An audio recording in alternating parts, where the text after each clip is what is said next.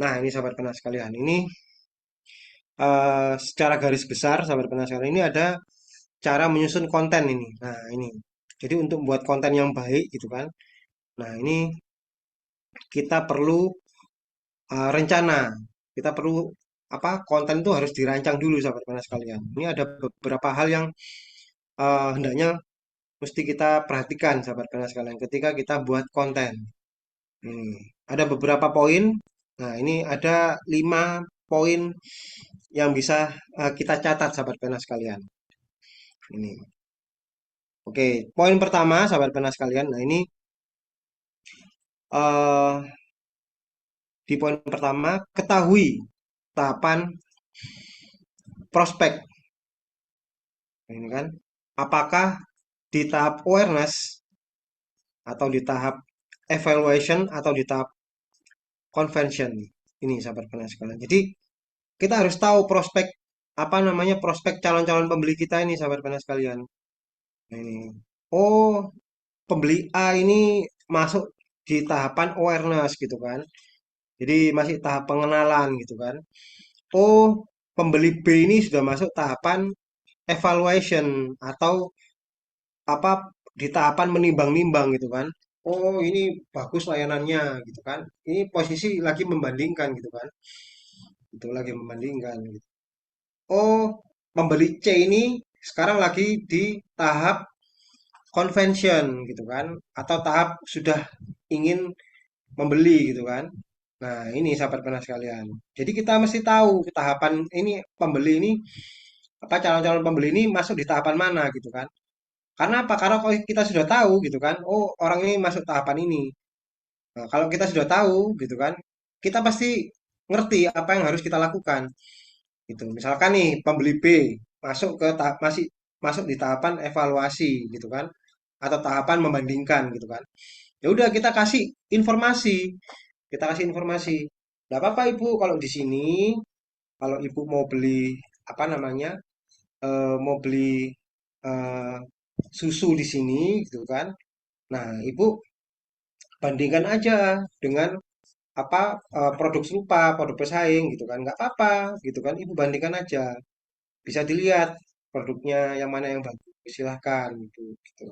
Tapi kalau Ibu di sini, Ibu apa namanya, kalau beli produk di sini, ini garansi Bu.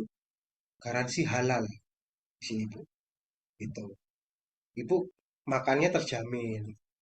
Gak apa-apa, silahkan Ibu. Apa namanya pikir-pikir dulu. Nah, contohnya kayak gitu sahabat kena sekalian. Ini kalau kita sudah masuk di apa namanya kalau calon pembeli kita itu sudah masuk di tahapan evaluasi. Gitu sahabat kena sekalian. Lalu berikutnya di poin kedua. Nah, ini di poin kedua terkait cara penyusun konten sahabat kena sekalian ya. Ya ini ketahui profil dari prospek kita. Apakah apa maksudnya profil ini adalah calon pembeli ya, sahabat benar sekalian. Jadi apa profil dari calon pembeli kita itu apakah mahasiswa gitu kan, apakah pekerja kantoran gitu kan, ASN gitu kan, atau ibu rumah tangga gitu kan. Nah ini harus diketahui dulu, sahabat benar sekalian gitu kan. Kalau kita tahu gitu kan, kita kan bisa memahami atau memutuskan apa yang harus kita lakukan, sahabat sekalian. Contohnya misalkan nih, oh kalau apa calon-calon pembeli kita itu adalah kebanyakan itu pasarnya adalah mahasiswa gitu kan ya udah apa namanya dicari waktu posting itu yang mahasiswa itu pas waktu lagi nggak ngapa-ngapain gitu kan. Nah, mahasiswa itu kalau nggak ngapa-ngapain ini kalau saya sih waktu sekolah dulu itu biasanya ya itu tuh pagi. Pagi jam 7 sampai jam 10 itu nggak ngapa-ngapain gitu. Kalau malam itu ngopi pasti gitu sahabat sekalian. Itu jadi biasanya postingnya pagi gitu kan. Tuh sahabat sekalian. Tuh kalau kerja kantoran berarti sore. Nah, kalau kerja kantoran kan sore biasanya pulangnya sore gitu sahabat sekalian. Itu contohnya seperti itu sahabat sekalian. Lalu berikutnya di poin ketiga, tentukan materi dari konten kita gitu kan. Materinya apa kontennya itu? Teks gitu kan. Hanya teks saja gitu kan atau foto gitu kan, atau gambar animasi gitu kan, atau video, atau mungkin audio gitu kan, atau digabungkan semua gitu. Nah, ini harus ditentukan dulu, sahabat panas sekalian. Harus ditentukan dulu gitu kan. Tuh. Lalu di poin keempat, tentukan platform yang akan kita tuju, sahabat panas sekalian. Platform itu apa, Mas? Platform itu tempat kita posting, sahabat panas sekalian. Tuh. Tempat kita untuk apa namanya? Memposting eh, konten kita gitu kan. Itu platform. Entah itu di IG gitu kan, di media sosial IG, Instagram, atau mungkin di Facebook, atau mungkin di YouTube gitu kan, atau mungkin di WhatsApp gitu kan, atau mungkin apa di Twitter gitu kan. Nah, itu sahabat panas sekalian, tentukan dulu gitu kan. Lalu berikutnya di poin kelima gitu kan, eh, cara menyusun konten ini. Jadi, nah ini cara konversi sahabat panas sekalian. Maksudnya apa, Mas? Nah, ini bagaimana cara kita mempengaruhi calon pembeli kita gitu kan untuk bisa mengklik gitu kan, mengklik itu. Waduh, Mas, berarti saya ini harus pansos ya. Nah, ini ya nggak gitu juga gitu kan.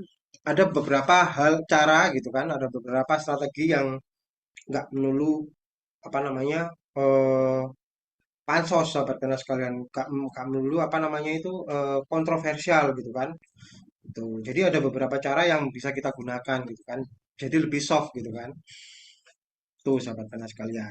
Contohnya apa, Mas gitu kan? Contohnya misalkan mungkin membuat konten apa yang berisi informasi disertai hiburan gitu sahabat panas sekalian. Itu kan lebih soft gitu sahabat panas sekalian. Ketimbang apa namanya konten-konten yang mengandung clickbait gitu. Ya clickbait gak apa-apa, cuman ya jangan sampai anu lah kontroversi gitu sahabat panas sekalian, seperti itu. Nah, ini contoh. Ini ada contoh jadwal konten gitu kan. Nah, ini jadi harus terjadwal sahabat panas sekalian. Kalau kita itu ngomongin strategi pembuatan menyusun konten sahabat panas sekalian. Nah, ini awareness, awareness, evaluasi dan terakhir itu konten berbau convention gitu. Contohnya hari Senin sampai hari Kamis itu apa namanya kita buat konten untuk memperkenalkan produk kita. Awareness kan, memperkenalkan produk kita gitu kan. Jadi mulai hari Senin sampai hari Kamis gitu kan, kita buat review gitu kan, konten review untuk produk kita, contohnya kayak gitu. Lalu berikutnya Jumat Sabtu, nah itu kita buat konten yang isinya itu membahas atau apa namanya, yang isinya itu memuat keunggulan dari produk kita gitu kan, tanpa menjatuhkan produk pesaing gitu, sahabat panas sekalian.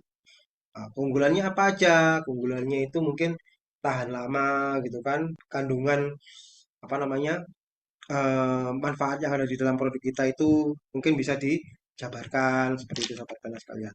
Lalu berikutnya hari Minggu gitu kan, buat konten convention atau konten yang menggugah orang itu untuk segera mencoba dan membeli produk kita sahabat panas sekalian. Seperti itu.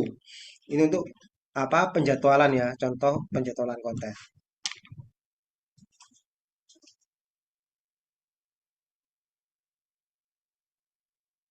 Nah, ini contohnya ini sahabat panas sekalian. Contoh konten apa namanya? Awareness. Ya, ini yang tadi nih ya kan, yang jualan apa namanya? Skincare, jualan skincare. Contohnya seperti ini. Nah, profil prospek ini maksudnya sasaran apa namanya? Pelanggan yang kita tuju. Remaja putri, pegawai, mahasiswa gitu kan. Nah, materi kontennya apa? Foto dan teks. Nah, ini foto dan teks. Ya, sahabat panas sekalian. Nah, ini konten ini dibuat untuk meningkatkan kesadaran calon pembeli kita gitu kan. Kalau apa namanya? Oh, supaya good looking gitu kan. Apa namanya?